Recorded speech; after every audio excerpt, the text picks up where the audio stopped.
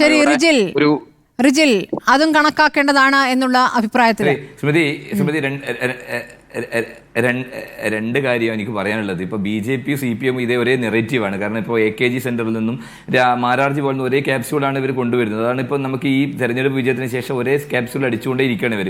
ഇപ്പോൾ തീർച്ചയായിട്ടും ഇപ്പോൾ കൽപ്പാത്തിയിലെ രാവിലെ കോലം വരക്കുന്ന SDPIക്കാരാണെന്ന് തോന്നുന്നു.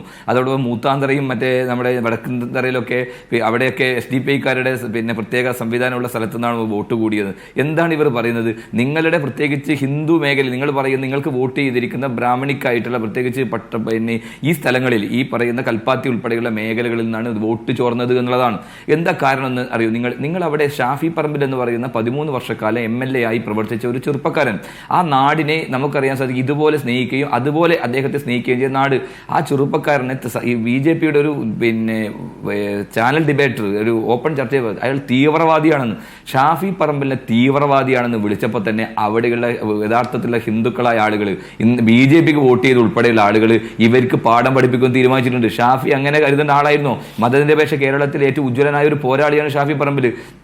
അദ്ദേഹത്തിൻ്റെ നിലപാടുകൾ അങ്ങനെയായിരുന്നു. കൽപ്പാത്തി രഥോത്സവത്തിന് ഷാഫി വന്ന് തേര് തൊട്ടാൽ മാത്രം തേര് പോകുന്നൊരു ആ ഒരു സാഹചര്യത്തിലേക്ക് അത്രയേറെ ആ എല്ലാ ജനങ്ങളുടെ മനസ്സിനകത്തും തൻ്റെതായ വ്യക്തിമുദ്ര പതിപ്പിച്ച ഒരു ചെറുപ്പക്കാരനെ തീവ്രവാദി എന്ന് ഈ പറയുന്ന ഭീകരവാദികളും അതോടൊപ്പം വർഗീയവാദികളുമായിട്ടുള്ള BJPക്കാരൻ വിളിക്കുമ്പോൾ അവർ തന്നെ തിരിച്ചു കുത്തിയതാണ്. അപ്പോൾ അത് ഷാഫിക്കെതിരായിട്ടുള്ള വ്യക്തിപരമായ ആക്ഷേപം. അതോടൊപ്പം തന്നെ ഇവിടെ നേരത്തെ ഇതേ ഇടതുപക്ഷത്തിൻ്റെ പിന്നെ പ്രതിനിധിയും പറയുന്നത് അവിടെ പിന്നെ അപകടകരമായ കാര്യങ്ങൾ നടത്തുന്ന നിങ്ങളല്ലേ ഈ കേരളത്തിൻ്റെ രാഷ്ട്രീയത്തിൽ ഇതുപോലെ വർഗീയത അതോടൊപ്പം തന്നെ ന്യൂനപക്ഷ വർഗീയതയും ഭൂരിപക്ഷ വർഗീയത ഒരുപോലെ പ്രോത്സാഹിപ്പിച്ചുകൊണ്ട് മുമ്പോട്ട് പോയത്. ഷാഫി പറമ്പിൽ കഴിഞ്ഞ വടകരയിൽ മത്സരിക്കുമ്പോൾ നിങ്ങൾ ഉണ്ടാക്കി കാഫിർ സ്ക്രീൻഷോട്ട് ഉണ്ടാക്കി എന്നിട്ട് ഷാഫിയെ ആ രൂപത്തിലേക്ക് ചിത്രീകരിക്കാൻ ശ്രമിച്ചു. ആ നാട്ടിലെ വടകരയിലെ ജനങ്ങൾ നിങ്ങളെ പിന്നെ ചവിട്ടി പുറത്താക്കിയില്ലേ? ടീച്ചറമ്മ ജീവിതത്തിൽ ഇല്ലാത്ത പരാജയം ഏറ്റ് വാങ്ങിയില്ലേ? ഇവിടെ നിങ്ങൾ എന്താ ചെയ്തത്? സന്ദീപ് വാര്യർ എന്ന് പറയുന്ന ഒരു BJPക്കകത്ത് ഇന്നലെ പോലെ നിന്ന് അവിടുത്തെ വർഗീയ രാഷ്ട്രീയം പറഞ്ഞു നിന്ന് ഒരാൾ മാറി ചിന്തിച്ചു. അത്തരത്തിലുള്ള ഒരു നിലപാടിൽ നിന്ന് മാറി മതേതര പാർട്ടി കോൺഗ്രസിനകത്ത് കടന്നു വന്നപ്പോൾ നിങ്ങൾ എന്താ ചെയ്തത്? നിങ്ങൾ ചെയ്തത് എന്താ? ആ രൂപത്തിലുള്ള ഒരു പ്രത്യേക പോളറൈസേഷനല്ലേ? അത് നിങ്ങൾ എന്താ ചെയ്യുന്ന അറിയോ? നിങ്ങൾക്ക് അവിടെ ജയിക്കാൻ സാധിക്കില്ല. നിങ്ങൾ പിന്നെ 2011 CPMന്റെ MLA ആയി നിന്ന പാലക്കാട് ഇപ്പൊ 3ാം സ്ഥാനത്തേക്ക് തള്ളപ്പെട്ട ആളുകൾക്ക് നിങ്ങൾക്കായി ജയിച്ചില്ലെങ്കിലും അവിടെ എന്ത് ചെയ്യണം? BJP ജയിപ്പിക്കണം. സുരേന്ദ്രനേക്കാളും വലിയ ആവേശമായിരുന്നു എങ്ങനെ കൃഷ്ണകുമാരെ ജയിപ്പിക്കാൻ AK ബാലനും MV രാജേഷും ഒക്കെ എടുത്ത നിലപാട് നമ്മൾ കണ്ടിട്ടില്ലേ? ആ നിലപാടിന്റെ ഭാഗമായിട്ടല്ലേ നിങ്ങൾ ഇത്തരത്തിലുള്ള വൃത്തികേടുകളൊക്കെ കാണിച്ചത്? ആ വൃത്തികേടുകൾ കൂടിയുള്ള പ്രതിഷേധമായിരുന്നു ആ നാട്ടിലെ ജനങ്ങൾ.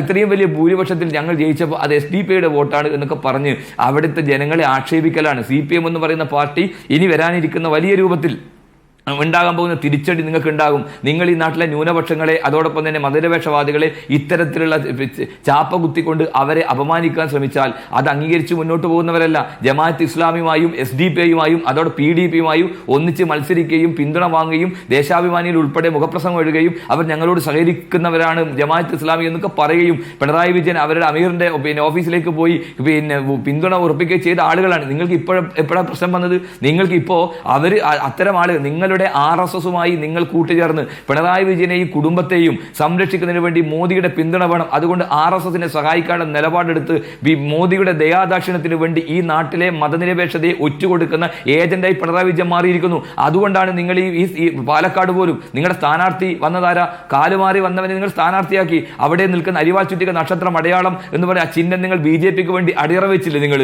എന്നിട്ടല്ലേ നിങ്ങൾ സ്ഥാനാർത്ഥി ആക്കിയത്? അതൊക്കെ അതിൻ്റെയൊക്കെ പിന്നെ ഇത് ഞങ്ങളുടെ മേലാണോ കുറ്റം ചുമത്തുന്നത്? ഞങ്ങളാണോ നിങ്ങൾ അത്തരത്തിലുള്ള നിലപാട് സ്വീകരിച്ചത്? ഞങ്ങൾ അന്തസ്സായി സ്ഥാനാർത്ഥിയെ പ്രഖ്യാപിച്ചു. യൂത്ത് കോൺഗ്രസ് സംസ്ഥാന അധ്യക്ഷൻ രാഹുൽ മാങ്കൂട്ടത്തിനെതിരായി നിങ്ങൾ നടത്താത്ത ഹീനമായ പ്രചരണങ്ങളില്ല. നിങ്ങൾ ഒരുമിച്ച് ട്രോളിയുമായി ബന്ധപ്പെട്ട്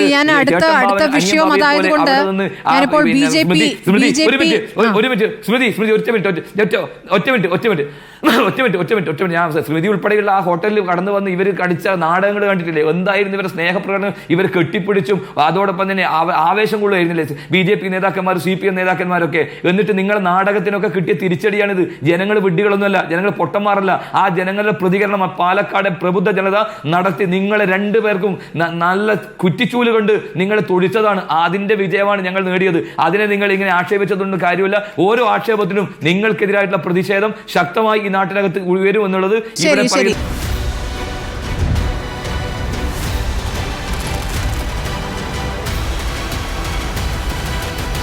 ഡിബേറ്റ് വിത്ത് സ്മൃതി പരുത്തിക്കാട്.